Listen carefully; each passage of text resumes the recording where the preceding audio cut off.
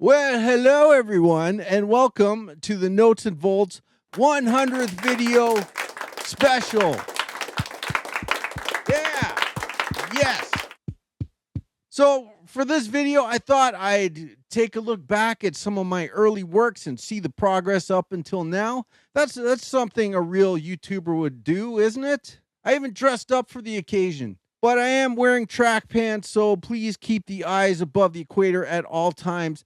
Thank you. All right, before we start, I should mention that I have always hated being on video. I hate the way I look on video. I hate the way I sound on video. I hate the way I smell on video. So when I started Notes and Volts, it was just a blog. I would type everything out, and there was no way I was ever going to make videos. No, sir, no how. But the typing of everything got very tedious, and some things are very hard to explain in text. So I was doing an article on balanced audio, very exciting topic, and I just could not describe the action in text. So I thought I'd make my first video, and here it is.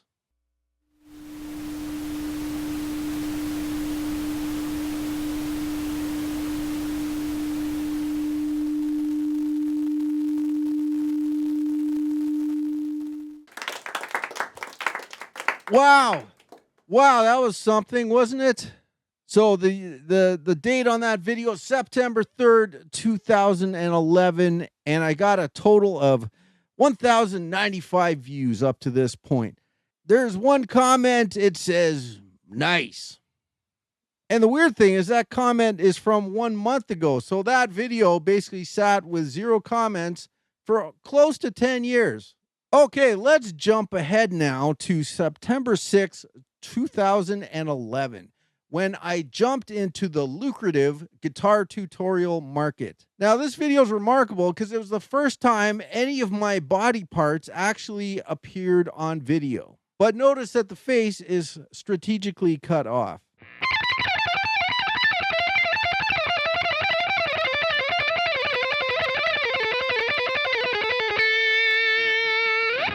Wow, that is some compelling video.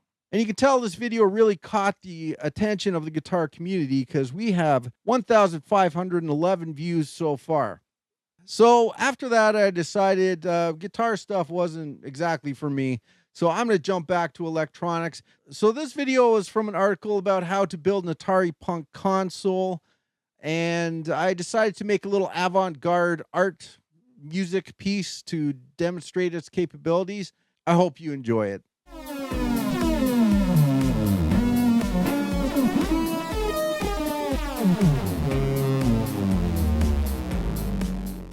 Very interesting choices of notes and rhythms.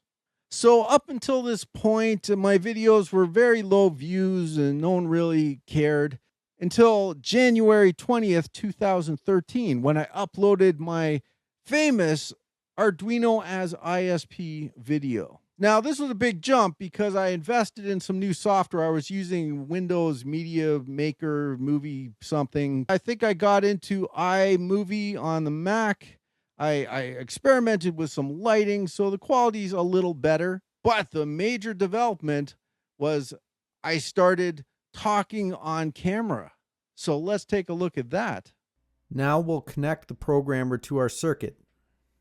Notice that the power to our breadboard has been disconnected. In this example, we're going to use the Arduino board's built-in power supply to power our breadboard circuit. That doesn't sound stiff or monotonous at all. Just the passion and inflection that came through my voice was astounding. A natural talent right from the start. But this video kind of caught on, and right now it sits at 304,000 views. And people started actually writing comments, and they're positive. People were saying, yes, we believe in you, keep going.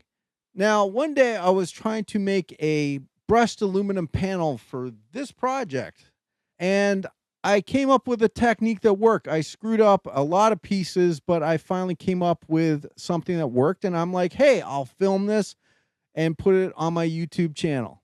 Now, I didn't really have my camera stuff set up, so I filmed it on an iPod Touch and just did some voiceovers in iMovie.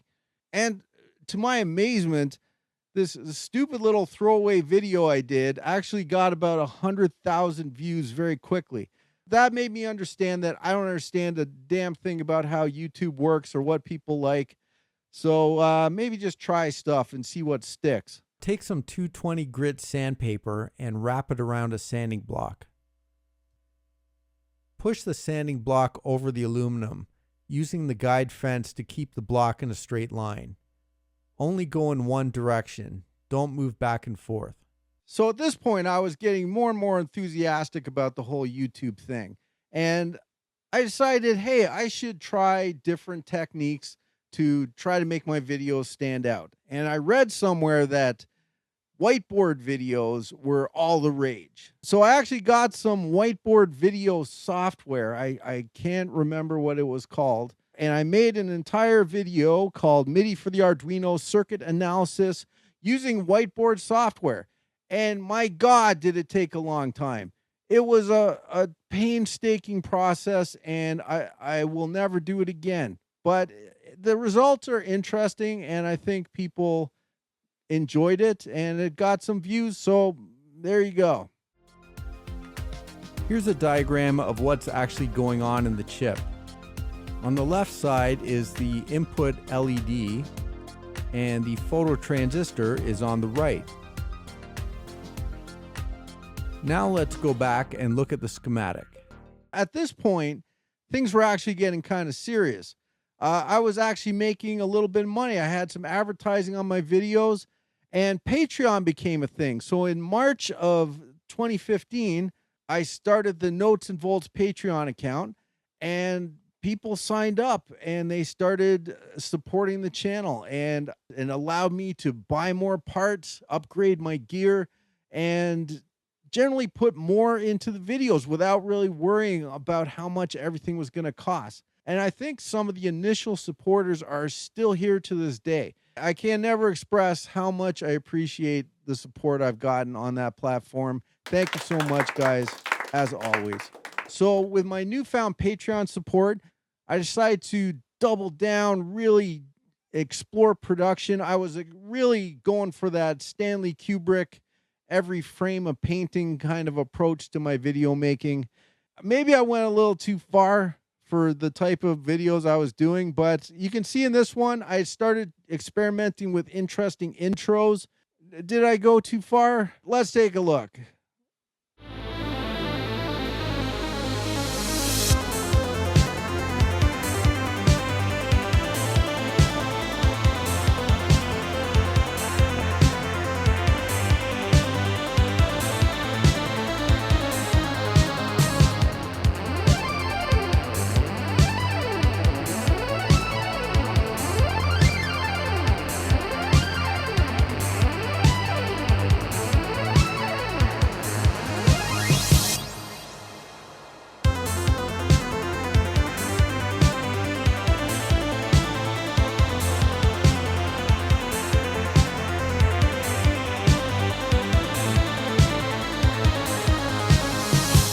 Wow, I think I just damaged my retinas.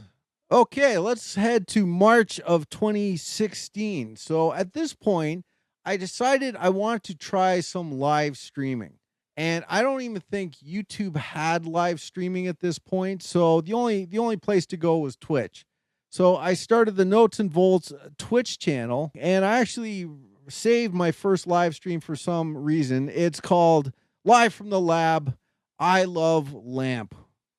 See, this thing, like you just, oh, there we go. And the lamp, she is undone. She's come undone. All right. And no one watched for a long time, but I kept at it, and I'm still there today.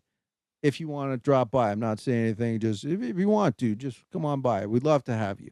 So this is leading us into the modern era of the Notes and Volts channel, and I think I've learned a lot over the years. My thumbnail game has definitely been improved. I can talk on video, I can appear on video, I can wear a suit on video. So I think the only way to really sum up this part of my YouTube career is a fun and flashy 80s style montage. Let's do it!